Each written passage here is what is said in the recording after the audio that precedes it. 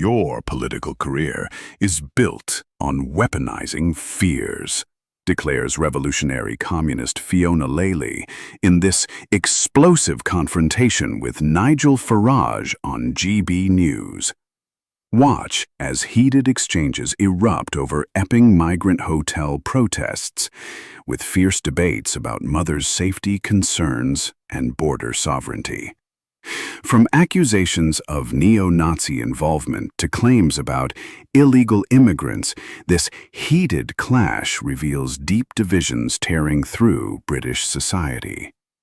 Don't forget to like the video, subscribe to the channel, and turn on notifications to stay updated. Given what are called Aspin cards. They get about 40 quid a week to spend on an Aspin card, and we learnt that in the last year, 6,500 of these young men have been using the money to spend in betting shops. And I have to say, every story that comes out around these undocumented young males coming into Britain about the cost of it, about what it all means, is pushing people to a point, I think, of increasing anger. Political career is really built on weaponizing the fears and the insecurities that protests are concerned. Some of them, we can say, are not just concerned. Some of these people are verified neo-Nazis, right? Oh, well, fascists. I like Antifa with masks chucking bottles at the police. And you're weaponising that concern. No, I'm not. You're weaponising that concern. I'm sorry, and by doing these lies, you're defending the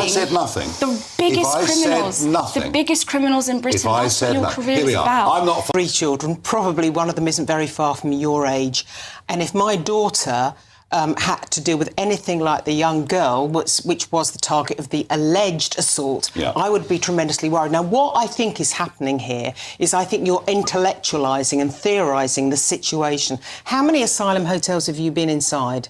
I haven't been inside. Right, well, I've been inside 5, and I've met hundreds. Let me finish. You had your turn. I then went inside 5 hotels and I delivered 3 separate English language programmes to try and empower women. I was the Women's Empowerment Director of an Afghan charity. So when people talk to me about me being too hard and too right, let me tell you that I fought in the trenches when it mattered to those women. But I will also tell you that when I was up at the House of Commons, and actually I got into conversation with one of the borough commanders in London, and he told me he was so concerned that one of the hotels on his patch was a powder keg because it was a male-only hotel. I listened to him.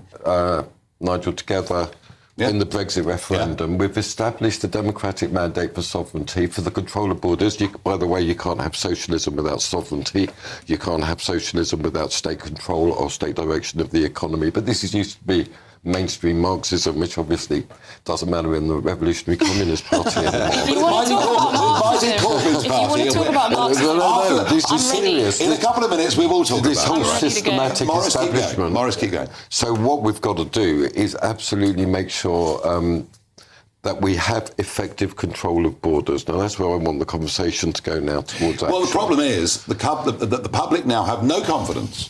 You know, this government was elected saying it would smash the gangs. And the argument I've made time and time again is it doesn't matter whether you catch all the smugglers, give them life sentences, the financial rewards are so great, the more people will come up, won't they? Absolutely. And I've had this conversation on several other programmes on GBNews. And my view is to try and deal with this situation, you've got to pull on all the levers. You've got to be operational.